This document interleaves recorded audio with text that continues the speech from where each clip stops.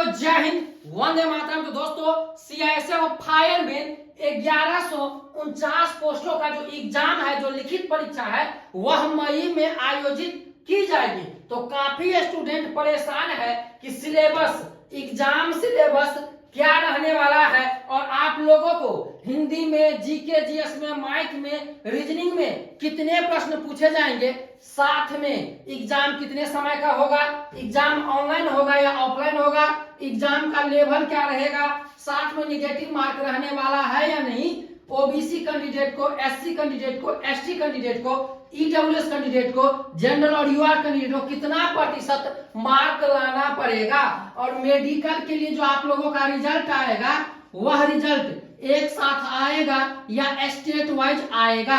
दोस्तों इस वीडियो में हम सारी चीजें बताने वाले हैं कि हिंदी में कहां से ज्यादा प्रश्न पूछे जाएंगे, जीके जीएस में कहां से सबसे ज्यादा प्रश्न पूछे जाएंगे, मैथ में कहां से प्रश्न पूछे जाएंगे और रीजनिंग में कहां से प्रश्न पूछे जाएंगे। इस प्रकार की आप लोगों की तैयारी करनी है, सारी चीजें बताएंगे। तो दोस्तों बता दें कि सीआईएसएफ फायरमैन 1149 पोस्टों में यदि आप फिजिकल पास कर लिए हैं तो भाई समझ लीजिए आप लोगों के लिए ये गोल्डन चांस है, क्योंकि एग्जाम के बाद सीधा आप लोग मेडिकल में जाइएगा। तो चलिए दोस्तों जानकारी की शुरुआत करते हैं। और दोस्तों बता दें कि रोज रात 8 बजे इसी चैनल पर हमारी क्लास लाइव चलती है, बिल्कुल फ्री। तो चलिए दोस्तों सबसे पहले बात करते हैं यहाँ पर हिंदी का। तो हिंदी में आपके 25 क्वेश्चन पूछे जाएंगे, जो 25 नंबर का होगा। प्रत्येक क्वेश्चन आप लोगों का 1 नंबर का होगा, ध्यान से समझ लीजिए। और हिंदी में आप लोगों को क्या क्या तैयारी कर लेना है, तो हिंदी में आप लोगों को मुहावरा से 5 क्वेश्चन पक्के आएंगे, समझ गए। इसके बाद पर्यायवाची शब्द से 3 क्वेश्चन, अपठित गद्यांश से 3 क्वेश्चन, समझ गए। संधि विच्छेद से 5 क्वेश्चन, रिक्त स्थान की पूर्ति से 3 क्वेश्चन, समझ गए। और इसी प्रकार से सर्वनाम क्रिया से ऐसे ही 2-2 करके आएंगे, लेकिन सबसे ज्यादा मुहावरा, पर्यायवाची, लोकोक्ति और इसके बाद रिक्त स्थान की पूर्ति और अपठित गद्यांश से हिंदी में 25 क्वेश्चन पूछे जाएंगे। भाई हिंदी की तैयारी कर लो, 25 में से 25 नंबर आपके पक्के हैं। चलिए बात करते हैं फिर जीके और जीएस का। तो दोस्तों बता दें कि जीके जीएस में हाई लेवल का क्वेश्चन नहीं पूछा जाएगा। भाई आप लोगों का जो एग्जाम होने वाला है वह 10th लेवल का, समझ गए। एग्जाम जो आप लोगों को होने वाला है, सॉरी एग्जाम जो आप लोगों को होने वाला है वह 12वीं लेवल का होने वाला है। आप लोगों का सीआईएसएफ फायरमैन में जो आप डाले हैं और आपका जो एग्जाम होगा उसका जो लेवल होगा, क्वेश्चन पूछने का लेवल, वह 12वीं होगा, समझ गए, 12वीं।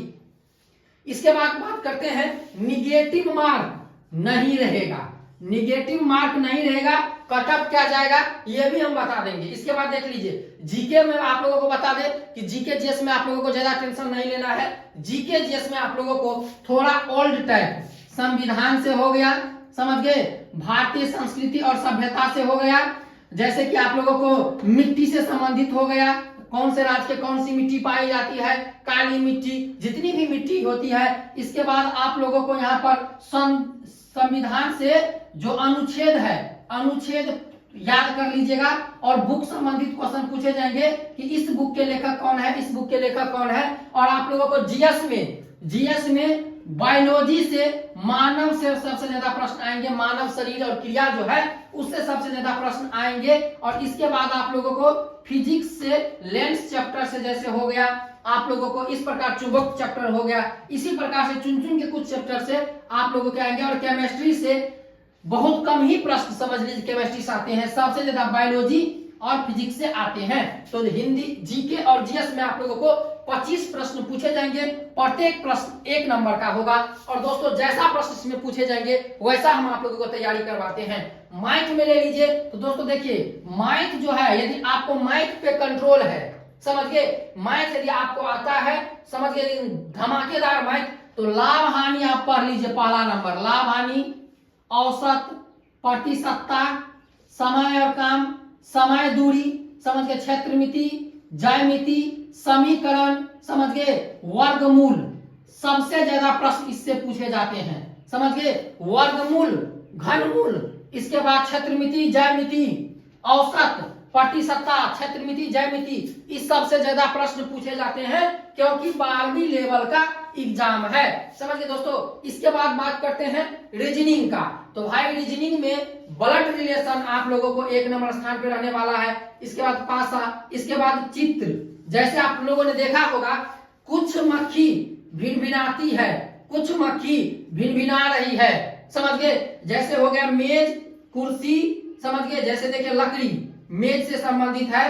कपड़ा किससे संबंधित है? समझ गए। जैसे आप लोग देख लीजिए, जैसे कि मान के चलते हैं पुरुष महिला से संबंधित है, पुरुष महिला से संबंधित है, तो सुई किससे संबंधित है? इस प्रकार के प्रश्न आप लोगों के रीजनिंग में पूछे जाएंगे। समझ गए। तो दोस्तों रीजनिंग में जैसे आप लोगों को जो ब्लड रिलेशन हो गया, इससे सबसे ज्यादा प्रश्न पूछे जाते हैं। इसके बाद आप लोगों को दिनांक से, जैसे इस रविवार को महीने में 8 तारीख था, तो अगले रविवार को इस महीने में क्या होगा, यहाँ पर दिन और तारीख दोनों पूछा जाता है। समझ गए दोस्तों। इस प्रकार से आप लोगों को तैयारी कर लेनी है।